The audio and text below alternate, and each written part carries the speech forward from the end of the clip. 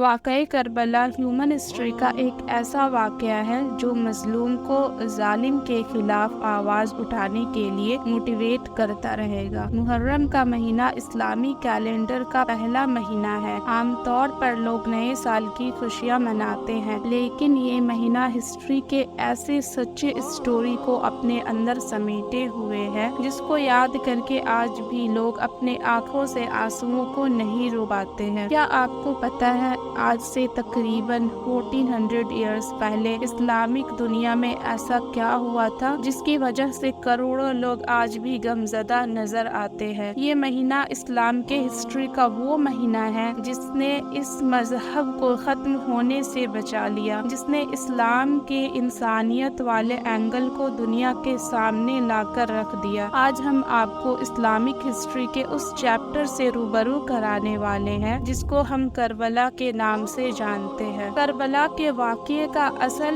Back ground کیا ہے، آئیے آپ کو ڈیٹیلز میں سمجھاتے ہیں۔ کسی بھی اسٹوری کے اینڈ کو سمجھنے سے پہلے یہ پتا ہونا بے حد ضروری ہوتا ہے کہ اصل میں اس کہانی کی سٹارٹنگ کہاں سے ہوئی تھی۔ اسلام کی کہانی کربلا تک کیسے پہنچی، اس کی بھی ایک لمبی داستاں ہے۔ فی الحال ان شارٹ اتنا سمجھ لیجئے کہ جب اللہ کے آخری پیغمبر حضرت محمد صلی اللہ علیہ وسلم نے اسلام کی شروعات کی تو عرب کے لوگوں کو دھیرے دھیرے کے نبی کا پیغام پسند آیا اور اسلام کے ماننے والوں کی تعداد بڑی تیزی کے ساتھ بڑھنے لگی۔ پھر اتنا ہی نہیں، دیکھتے ہی دیکھتے اسلام پورے عرب میں پھیل گیا تھا۔ اور کہنے والی بات یہ ہے کہ اللہ کے آخری نبی نے اپنی زندگی میں یہ اعلان کر بھی دیا تھا کہ وہ اللہ کے آخری پیغمبر ہے اور ان کے بعد پیغمبر آنے کا یہ سلسلہ ختم ہو جائے گا۔ آپ کی معلومات کے لیے یہ بتا دیں، حضرت محمد مصطفیٰ صلی اللہ علیہ وسلم کی بیٹی تھی جن کا نام فاطمہ تھا۔ اللہ کے نبی نے اپنی بیٹی کی شادی اپنے چچا حضرت ابو طالب کے بیٹے حضرت علی سے کرا دی۔ حضرت علی نے اسلام کو عوام تک پہنچانے میں بہت ہی امپورٹنٹ رول ادا کیا تھا۔ یہی وجہ تھی کہ زیادہ تر لوگ یہ چاہتے تھے کہ محمد صلی اللہ علیہ وسلم کے بعد اسلام کی سرپرستی حضرت علی کو ملے۔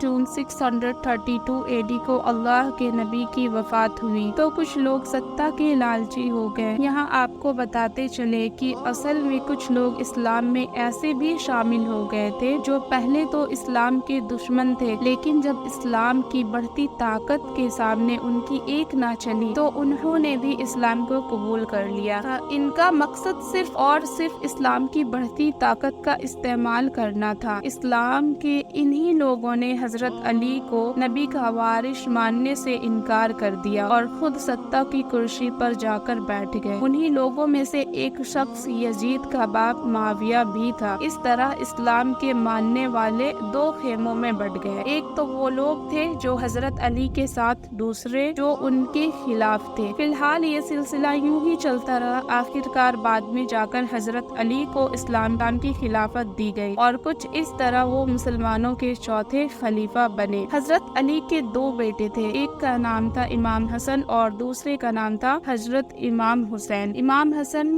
حضرت علی کے بڑے بیٹے تھے، اس لحاظ سے آگے چل کر امام حسن ہی اسلام کے خلیفہ بننے والے تھے، لیکن اس وقت سیریا کے گورنر معاویہ نے حضرت علی کے خلاف بغاوت کر دی۔ اس کا نتیجہ یہ ہوا کہ معاویہ حضرت علی کے بعد اسلام کا اگلا خلیفہ بن گیا۔ دوسری طرف آگے چل کر امام حسن کو بھی ایک سازش کے تحت زہر دلوا کر شہید کر دیا گیا۔ کہتے ہیں جھوٹ، فریب، لالچ اور دھوکے سے سطح حاصل کرنے والوں نے یہیں سے کربلا کی بنیاد رکھ دی تھی۔ یزید معاویہ کا بیٹا تھا۔ ہسٹری میں ملتا ہے یہ ایک کیریکٹر لیس، شرابی اور مکار قسم کا انسان تھا، لیکن معاویہ نے خلافت کی شرطوں کو توڑتے ہوئے یزید کو اسلام کا اگلا خلیفہ اناؤنس کر دیا۔ کل اس اناؤنسمنٹ سے یزید جیسا انسان اسلام کا خلیفہ بن گیا۔ معاویہ کی ڈیتھ کے بعد یزید نے اپنی فورس کی ہیلپ سے اسلامک دنیا کو یہ ماننے پہ مجبور کر دیا کہ وہی ان کا خلیفہ ہے، لیکن یزید کی طاقت اور جھوٹ کے سامنے ایک شخص دیوار بن کر کھڑا ہو گیا۔ اس سب نے یزید کی بات ماننے سے صاف انکار کر دیا۔ یزید کی بات نہ ماننے والے اس شخص کا نام تھا امام حسین۔ امام حسین کی پیدائش اسلامک کیلنڈر کے اکارڈنگ 3 شعبان کو، تو وہی انگلش کیلنڈر کے اکارڈنگ 8 جنوری 626 AD کو ہوا تھا۔ اب سوال یہ آتا ہے کہ حضرت امام حسین نے یزید کی خلافت کو کیوں ایکسپٹ نہیں کیا؟ بے شک جھوٹ اور فریب سے خلافت تو حاصل کر چکا تھا یزید، لیکن کیونکہ حضرت امام حسین اللہ کے نبی کے نواسے تھے، اسی لیے یہ یزید کے لیے ضروری تھا کہ امام حسین ان کی خلافت پر اپنی مہر لگا دیتے۔ اگر امام حسین یزید کی بیعت کر لیتے تو پوری اسلامی یونیورس یزید کی خلافت کو ایکسپٹ کر لیتے اور یزید کو اپنی حکومت کی عوام کی رضامندی بھی مل جاتی اور اسلام ہمیشہ ہمیشہ کے لیے ایک شیطانی قانون بن کر رہ جاتا۔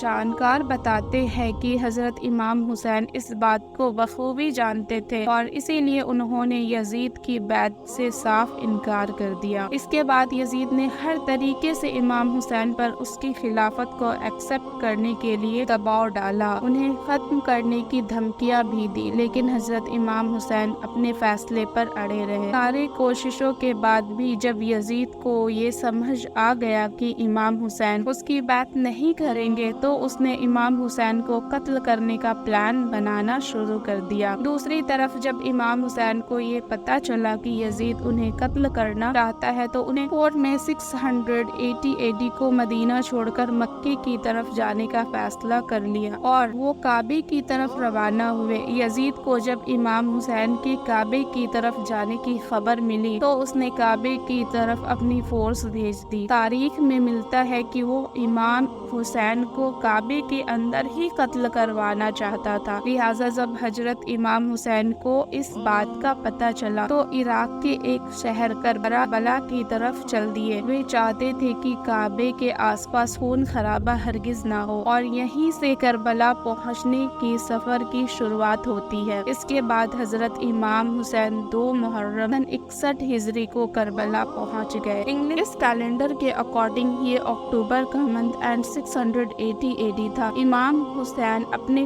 پوری فیملی کے ساتھ آئے تھے، ان کے ساتھ ان کے 72 ساتھی، عورتیں اور بچے بھی تھے۔ امام حسین کے کربلا جانے کی وجہ یہ بھی تھی کہ عراق اور کوفے کے لوگ انہیں خط لکھ کر بلا رہے تھے جس میں وہ لکھ رہے تھے کہ اے نبی کے نواسے، یزید کی ظلم و ستم سے ہماری حفاظت کرو۔ یہ کہتا ہے کہ کوئی نبی نہیں آیا، نہ کوئی قرآن، نہ کوئی اسلام، یہ حلال کو حرام اور حرام کو حلال میں تبدیل کر دینا چاہتا ہے، لہٰذا اگر آج آپ ہماری نصرت کو نہ آئے تو ہم روزے محشر ہم آپ کے نانا سے شکایت کریں گے کہ وقت کا حکمران ظلم کرتا رہا اور آپ کا نواسہ خاموش رہا۔ جس کے بعد حضرت امام حسین کربلا پہنچے۔ تاریخ میں ملتا ہے کہ انہوں نے کربلا پہنچ کر کچھ زمین خریدی اور وہاں اپنے خیمے لگا دیے۔ امام حسین کو لگتا تھا کہ کربلا میں انہیں لوگوں کا سپورٹ ملے گا، لیکن ایسا نہیں ہوا۔ کوفے اور عراق کے وہ لوگ جو دن رات خط لکھتے تھے یزید کے ڈر سے ان سے ملنے تک نہیں آئے۔ کربلا کے اس واقعے کو جنگ کہنا صحیح نہیں ہوگا، کیونکہ جنگ تو تب ہوتی ہے جب دونوں طرف سے جنگ کی خواہش ہو۔ امام حسین اپنے صرف 72 ساتھیوں کے ساتھ کربلا آئے تھے، ان کا مقصد جنگ کرنا نہیں تھا، لیکن یزید نے اپنے 1 لاکھ سے زیادہ فوج کی تعداد کو کربلا کی طرف روانہ کر دیا۔ یزید کا مقصد صاف تھا، وہ امام حسین کو زندگی کا ڈر دکھا کر ان سے بیعت لینا چاہتے تھے۔ اس کے بعد یزید کی فورس نے بے رحمی کی ساری لمٹس کراس کر دی۔ کہتے ہیں پرانے زمانے میں جو جنگ ہوا کرتی تھی ان کے کچھ رول اینڈ ریگولیشنز ہوا کرتے تھے، مثلا چائلڈ اینڈ ویمن پر حملہ نہیں کیا جائے گا، کسی بھی حالات میں پانی بند نہیں کیا جائے گا، اس کے علاوہ نہتوں پر وار نہیں کیا جائے گا۔ یہ سب جنگ کے کچھ رولز ہوا کرتے تھے، لیکن کربلا کی جنگ میں یزید کی سینا نے ان سبھی رول اینڈ ریگولیشنز کو توڑ کر رحمی اور حیوانیت کی ایسی داستاں لکھی جو آج بھی انسانی دماغ کو جھکجھور کر رکھ دیتی ہے۔ تاریخ میں ملتا ہے کہ یزید نے پہلے تو حضرت امام حسین کو فورس کا ڈر دکھایا، لیکن اس کے باوجود بھی انہوں نے یزید کی بیعت سے صاف انکار کر دیا، تو اپنی بات نہ مانتے ہوئے دیکھ کر یزید کی فوج نے حضرت امام حسین اور ان کے کے ساتھیوں پر 6 محرم کو پانی بند کر دیا۔ تاریخ میں ملتا ہے امام حسین کے چھوٹے چھوٹے بچے 3 دن کے بھوکے پیاسے تڑپتے رہے، لیکن یزیدی سینا کو ان پر ترس نہیں آیا۔ یزید کی سینا کربلا میں ایسی حیوانیت پر اتر آئی تھی، اس کا اندازہ اس بات سے لگایا جا سکتا ہے کہ جب حضرت امام حسین کا 6 منتھ کا چھوٹا سا بچہ علی اصغر پیاس کی شدت کی وجہ سے اپنے چھوٹے جھولے میں تڑپنے لگا، تبھی امام حسین اپنے 6 منتھ کے بیٹے علی اصغر کو یزید کی سینا کے سامنے لے گئے۔ انہوں نے یزید کی سینا سے کہا، تمہاری لڑائی مجھ سے ہے، ان چھوٹے سے بچے نے تمہارا کیا بگاڑا ہے؟ یہ بچہ پیاس سے تڑپ رہا ہے، کم سے کم اس بچے کو تو پانی دے دو۔ لیکن یزید کی فوج کے کمانڈر جس کا نام ہرملہ تھا، اس نے 3 منہ والا تیر ان چھوٹے سے بچے کی طرف چھوڑ دیا۔ یہ تیر سیدھا علی اصغر کے گلے پر جا کر لگا۔ امام حسین کا ایک چھوٹا سا بچہ وہیں پر شہید ہو گیا۔ کربلا کے میدان میں یہ بے رحمی کی انتہا تھی۔ کہا جاتا ہے حضرت امام حسین کی جنگ ٹالنے کی تمام کوششوں کے بعد جب یہ طے ہو گیا کہ اب یہ جنگ کرنی ہی ہوگی، تب انہوں نے جنگ سے ایک دن پہلے یعنی 9 محرم کو اپنے سبھی 72 ساتھیوں کو ایک خیمے میں جمع کیا اور پھر خیمے کے اندر جل رہے چراغوں کو بجھا دیا۔ رات کے اندھیرے میں چراغوں کو بجھا کر حضرت امام حسین نے اپنے ساتھیوں سے کہا، یزید مجھے قتل کرنا چاہتا ہے، اس جنگ میں جو بھی میرا ساتھ دے گا وہ بھی مارا جائے گا۔ میں نہیں چاہتا کہ میری وجہ سے کوئی قتل ہو۔ تم لوگوں میں سے جو کوئی بھی یہ جنگ چھوڑ کر جانا چاہتا ہے وہ جا سکتا ہے، مجھے اس سے کوئی شکایت نہیں ہوگی۔ یہاں سے جانے والوں کو یزید کی فوج کچھ بھی نہیں کرے گی۔ کسی کے قدم مجھے دیکھ کر نہیں رکے، اس لیے میں نے اندھیرا بھی کر دیا۔ آپ لوگ اپنے فیصلے کے لیے پوری طرح سے آزاد ہیں۔ تاریخ میں ملتا ہے ایسا بول کر حضرت امام حسین نے کچھ دیر خیمے کو اندھیرے میں رکھا۔ کچھ دیر کے بعد جب چراغ جلایا تو 72 کے 72 سپاہی امام حسین کے ساتھ ہی کھڑے رہے، کوئی اپنی جگہ سے نہیں ہلا۔ وفاداری کی ایسی مثال بھی کربلا سے پہلے دنیا نے نہیں دیکھی تھی۔ مہاتما گاندھی نے کہا تھا کہ اگر امام حسین جیسے 72 ساتھی میرے ساتھ ہوتے تو میں ہندوستان کو 24 آورز میں آزاد کرا دیتا۔ اس کے بعد 10 محرم سن 61 ہجری کو کربلا کی جنگ ہوئی۔ امام حسین کے پیاسے 72 ساتھیوں نے 1 لاکھ سے زیادہ یزیدی سپاہیوں کا ڈٹ کر مقابلہ کیا۔ کربلا کے میدان خون کے دریا میں تبدیل ہو چکا تھا۔ امام حسین کی پیاسی سپاہی ایک کے بعد ایک اپنی جان کی قربانی دیتے رہے۔ امام حسین کے بھتیجے حضرت قاسم کو یزید کی سینا نے گھوڑوں کے ٹاپو کے نیچے پامال کر دیا۔ حسین کے بھائی حضرت عباس کے بادلوں کو قلم کر دیا گیا۔ کہتے ہیں امام حسین کے 72 ساتھی اس وار میں ایسے لڑے کہ لاکھوں کی فوج کو کئی بار میدان سے بھاگنا پڑا اور یزیدی سینا کے ہزاروں سپاہی مارے گئے۔ آخر میں جب کربلا کے میدان میں ایک ایک کر کے امام حسین کے سارے سپاہی شہید، حسین تنہا کربلا کے میدان میں کھڑے تھے۔ زندہ لوگوں میں صرف عورتیں، بچوں کے علاوہ ان کا ایک بیمار